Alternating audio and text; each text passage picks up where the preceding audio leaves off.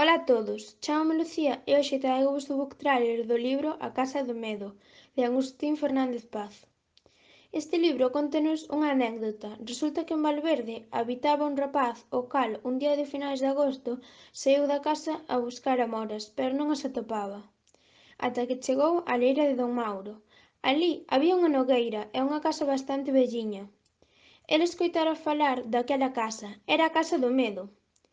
Encheuse de valentía e comezou a coller amoras. Ademais, viu que a porta da casa estaba aberta, polo que decidiu entrar. En canto entrou, non puido saír, xa que a porta non abría.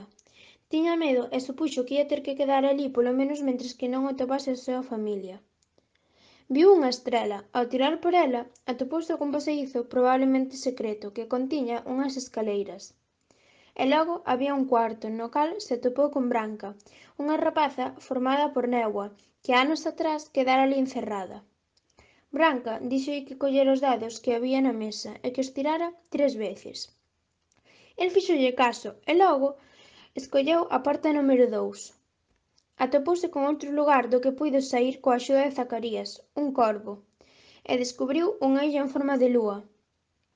Máis tarde, el e Zacarías atoparon a Aurora, unha rapaza que os dirixiu ata unha pequena aldeiña onde estaba a nai da Aurora, que era un pouco maga e que lle dixo que debería ir onde o señor das serpes.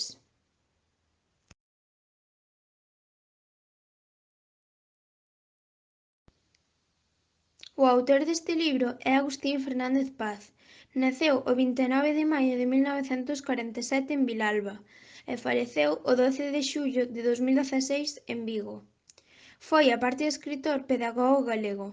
Foi autor de máis de 50 títulos, en xeral de literatura infantil e xuvenil. Os seus libros obtiveron numerosos premios, sendo recoñecido por 2 veces como o mellor autor do ano, en 2004 e 2007. Algúns dos seus libros foron As flores radioactivas, Contos por palabras, 13 anos de Branca, Cartas de inverno, O centro do labirinto e 3 pasos polo misterio. A miña personaxe preferida foi Branca, porque aínda que non é a protagonista, en todo momento decide axudar ao rapaz e non mentirlle nin traizoalo. Este conto lése moi rápido, en xeral ten un vocabulario bastante sinxelo de entender e é moi entretido. Gustoume moito. Aburiño, amigos!